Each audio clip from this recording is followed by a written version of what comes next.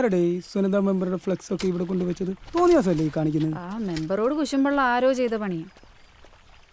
ചെയ്തവരെ കുറ്റം പറയാൻ പറ്റുമോ? റോഡ് മൊത്തം കുഴിയല്ലേ. ഇവിടെ വെച്ചിട്ടുണ്ടല്ലോ. എന്ത് വള്ളിക്കെട്ടിനാണോ എന്തോ ഈശ്വര കാത്തോണേ. എന്തിനാ മാഡം വിളിച്ചത്? എടോ തന്നോട് ഞാൻ എത്ര കാലമായി പറയുന്നു റോഡ് ശരിയാക്കാൻ?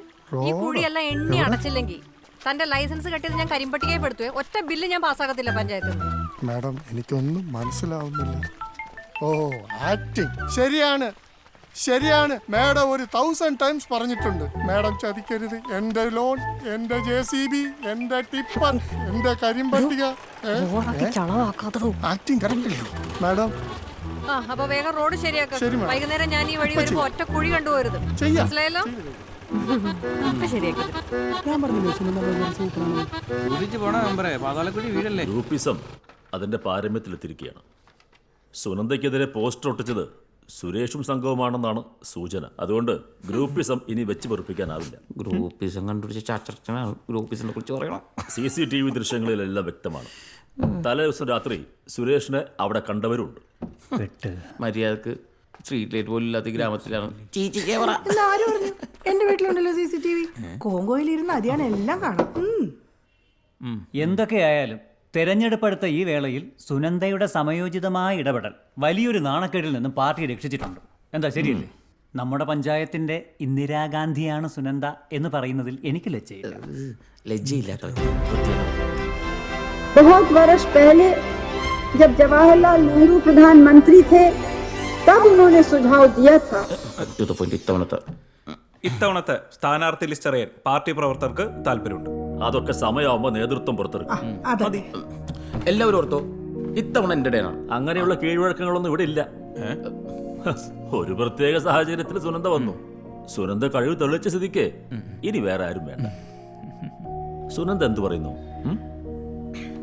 അത് പിന്നെ പാർട്ടി എന്ത് പറയുന്നു അതനുസരിക്കാൻ ഞാൻ ബാധ്യസ്ഥയാണ്. എന്നാലും കഴിവുള്ളവരെ കഴിവ് അതാണ്.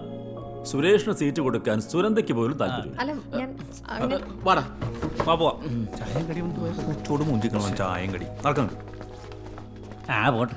അയ്യോ അമ്മമാര് പോയി ഗ്രൂപ്പ് ഉണ്ടാക്കുമെന്തോ. സുനന്ദയ്ക്കെതിരെ പോസ്റ്റർ ഒട്ടിച്ചതിന് സുനന്ദയുടെ വികാരം കണക്കിലെടുത്ത് സുരേഷിനെ അന്വേഷണ വിധേയമായി 3 ദിവസത്തേക്ക് സസ്പെൻഡ് ചെയ്യുന്നു.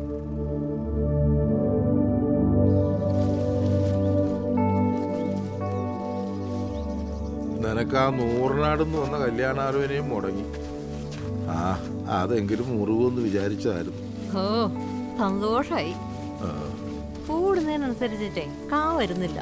കാലാവസ്ഥാ വ്യതിയാനത്തിന്റെയാ. കാലം തെറ്റിയ മഴയും. തേനീച്ചകൾ കുറയുന്നു.